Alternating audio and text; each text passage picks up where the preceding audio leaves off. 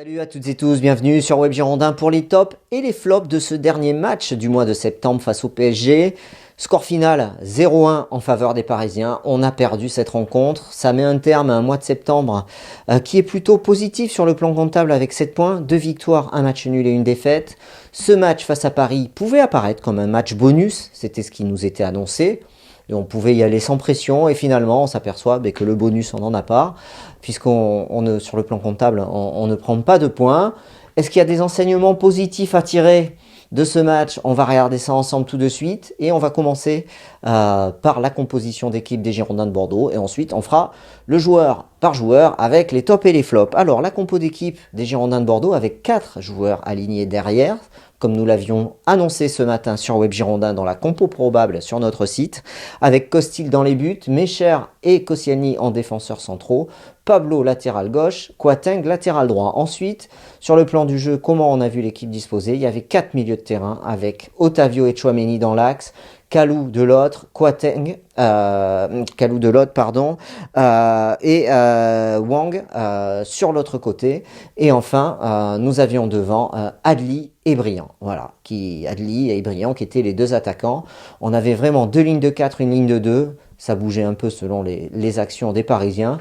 Et on s'est aperçu que finalement Bordeaux avait décidé de rester compact, bloc compact et d'attendre dans son camp.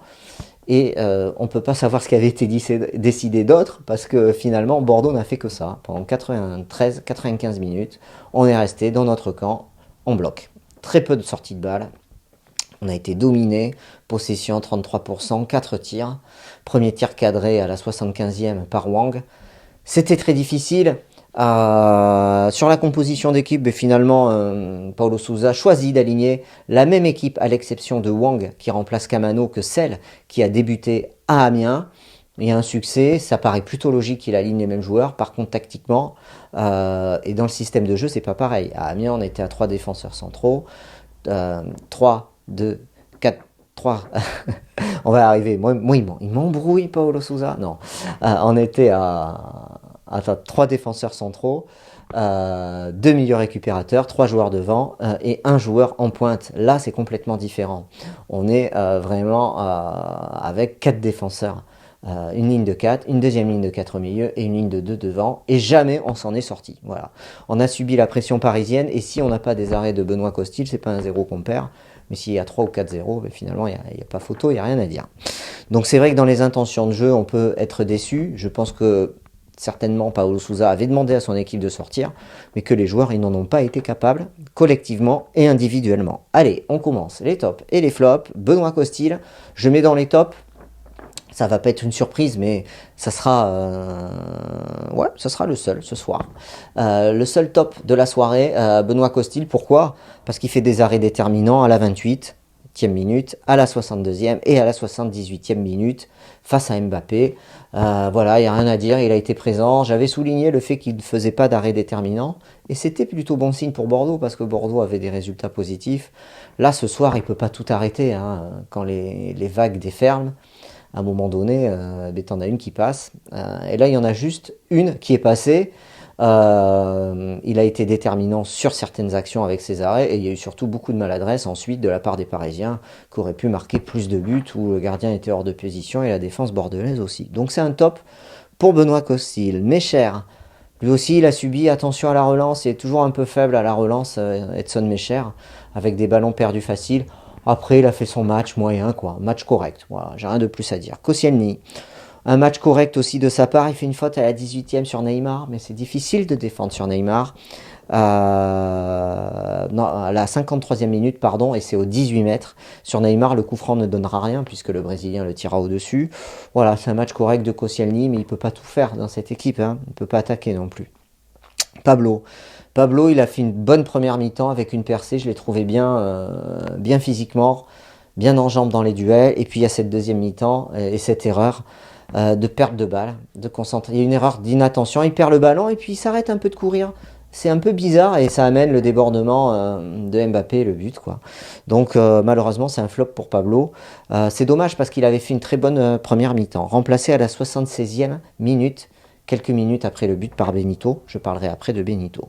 Enoch Kouateng, je trouve c'est un des Bordelais qui est le mieux rentré dans son match avec Pablo en première mi-temps. En deuxième mi-temps, il s'est un peu désuni, lui aussi, un peu de dépit, c'est dommage, il ne faut pas lâcher. Dépit face à la détermination parisienne, hein, et aussi au manque de jeu et au manque de maîtrise du collectif bordelais, on le sentait un peu agacé. Voilà, au final ça fait un match moyen de sa part. Otavio, toujours utile à la récupération, en première période également, il a souffert face au milieu parisien, Verratti, Gay, Marquinhos, c'était difficile, mais il s'est bien battu, il a fait un match correct.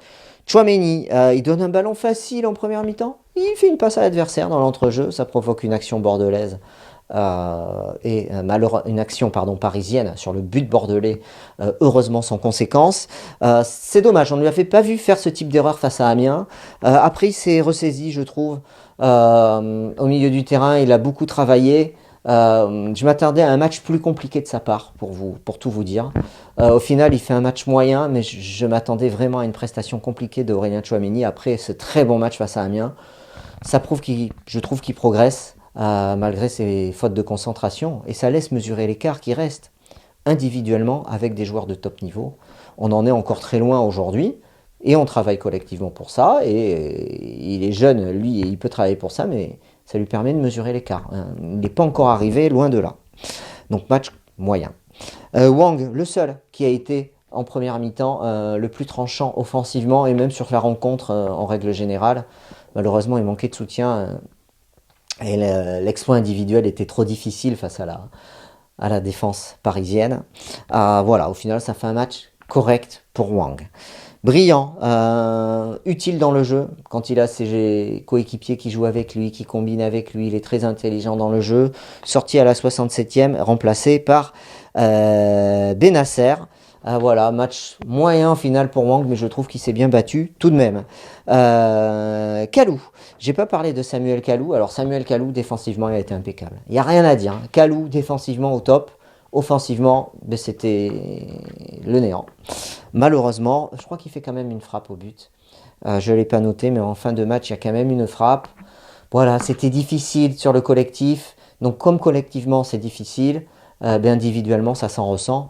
Parce qu'il y a une chose qu'il ne faut pas oublier en football, c'est que l'individualité ne peut s'exprimer que si le collectif est à son service. Alors c'est une belle phrase comme ça, mais sans collectif, l'individualité, elle ne s'exprime pas. Donc c'est avec le collectif que les individualités s'expriment et progressent ensemble. Et ce soir, il n'y avait pas de collectif, notamment sur le plan offensif. Parce que c'est vrai que défensivement, on avait un bloc qui était en place, on ne peut pas le nier, même si on a concédé 21 tirs quand même. On peut remercier la maladresse parisienne. Et enfin, Yacine Adli qui a complètement raté son match. Voilà, donc ça je le pressentais, on en avait parlé dans l'avant-match, dans la mise au vert de vendredi soir, que nous avons fait en direct, vous irez voir. On s'est questionné comment allait être Yacine Adli après sa grosse prestation, mais finalement on a eu la réponse ce soir, il ne l'a pas digéré, peut-être mentalement, peut-être physiquement. Sorti très tôt dans le match, à la 55e. Il est en retard sur le pressing, il manque d'intensité. Il a fait quelques bonnes prises de balles en deuxième mi-temps, mais en première mi-temps, il a tout raté. Et en deuxième mi-temps, il a réussi quand même à donner quelques ballons proprement. Voilà. Il était à contre-temps sur ce match, c'est un flop. Mais bon, il faut s'en servir pour progresser, pour qu'il progresse. Lui, comme ses coéquipiers. Entrée de Depréville, énormément de déchets, d'erreurs techniques, Nicolas Depréville, et j'ai trouvé moins de hargne que d'habitude, moins de détermination. Je trouvais que l'équipe était moins déterminée à attaquer qu'elle ne l'a été lors des matchs précédents, peut-être parce qu'il y avait cette grosse concentration sur la défense. Aïd Benasser, j'ai pas apprécié son entrée non plus, il rentre, on prend le but.